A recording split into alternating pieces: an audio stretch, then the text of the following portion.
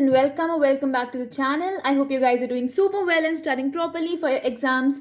I am your brainy mentor and today we'll be doing the first part of our chapter Memories of Childhood. इस chapter के two parts हैं. First part is written by Zitkala Sa and the second part is written by Bama. तो आज हम first part पढ़ेंगे the cutting of my long hair, जिसको किसने लिखा है? जितकाला सा ने लिखा है. So let's start with this chapter the cutting of my long hair. So यहाँ पे बोला गया है कि मैं फर्स्ट जब लैंड ऑफ एप्पल्स में आई. लैंड ऑफ एप्पल्स अगर हम देखें तो यहाँ पे you can see on the first page यहाँ पर गिवन है अमेरिका, नेटिव अमेरिका. सो क्या बोला गया कि जो जितकाला सा थी ना, she was a native America. तो वो उसी के बारे में हम पढ़ेंगे कि वो मतलब you can say in America की ये स्टोरी है. तो लैंड ऑफ एप्पल्स क्या हुआ? अमेरिका. ठीक है. सो जितकाला साहब बोलती है कि मेरा फर्स्ट डे अमेरिका में कैसा था. बहुत ठंड थी वहां पर. ठीक है. स्नो बहुत ज़्यादा थी ग्राउंड पे और ट्रीज खाली थे. ट्रीज पे कोई पत्ते वगैरह कुछ भी नहीं थे.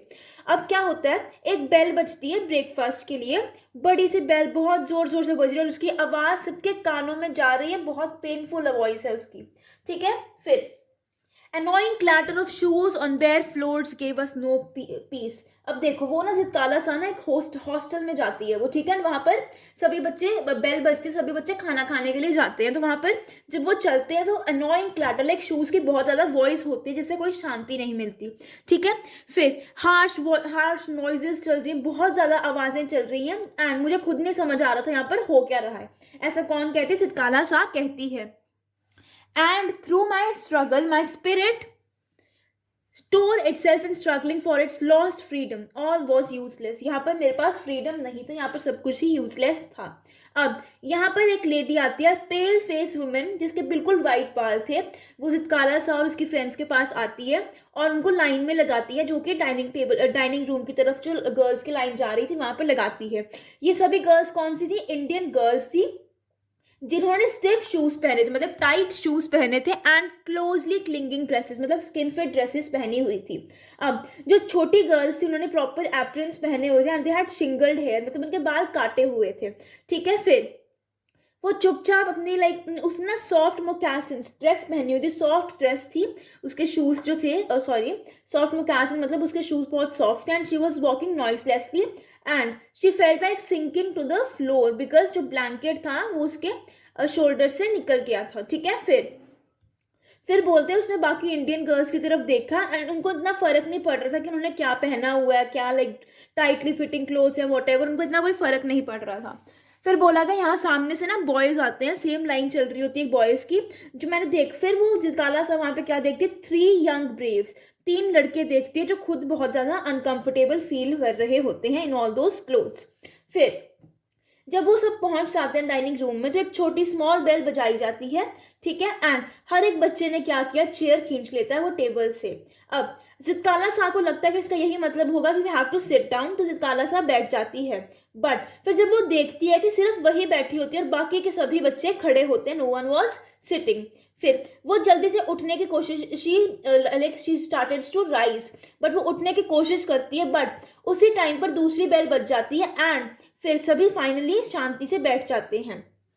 अब दूर उसको ना एक आदमी की आवाज सुनाई देती है एंड वो देखती है कि कौन सा इंसान है.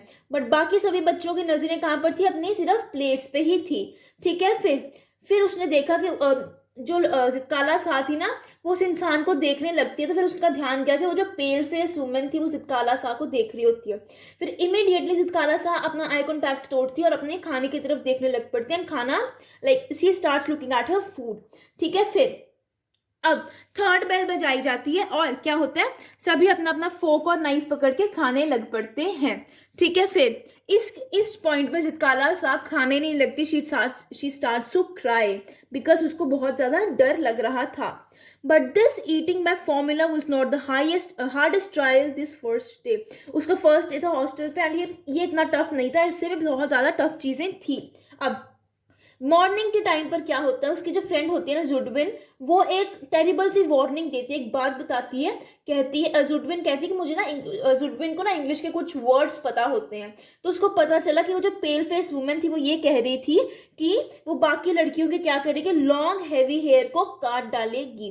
बट जितकाला सा कहती है कि उनकी मम्मी क्या बोलती थी कि सिर्फ अनस्किल्ड वॉरियर्स या फिर जो कॉवर्ड पीपल होते थे वही अपने बाल कटवाते थे और कोई भी अपने बाल नहीं कटवाता था।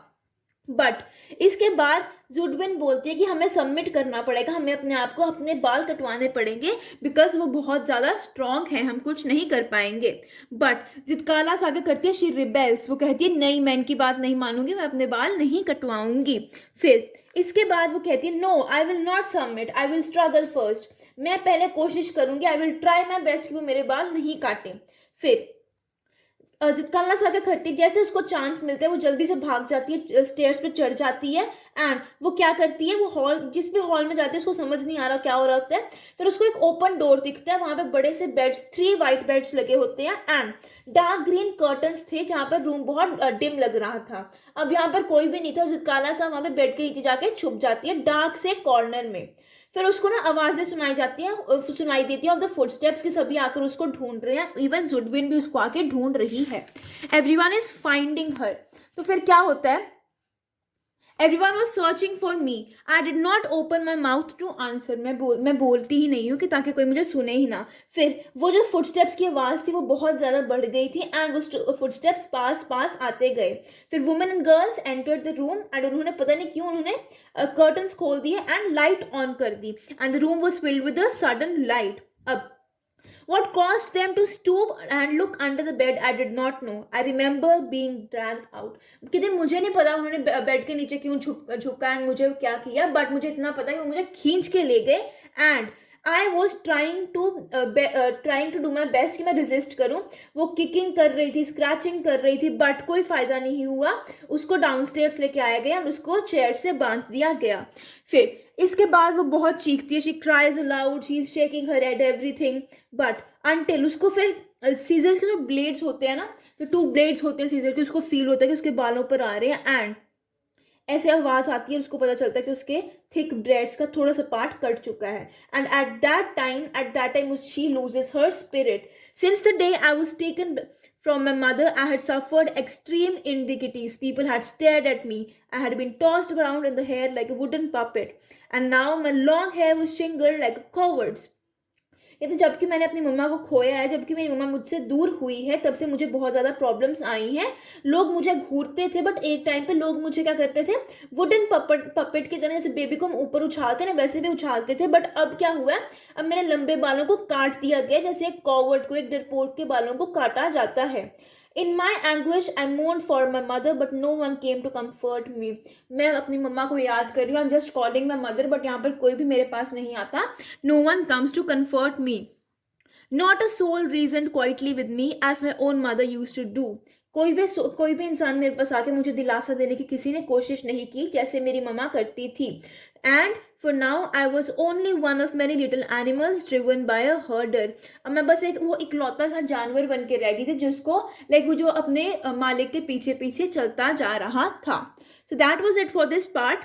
अब second part we'll be doing tomorrow. We too are human beings. ये वाला part कल आएगा. So I hope you liked the video. If you did, don't forget to like, share and subscribe to the channel. You are a Brainy Mentor. Have a great day ahead.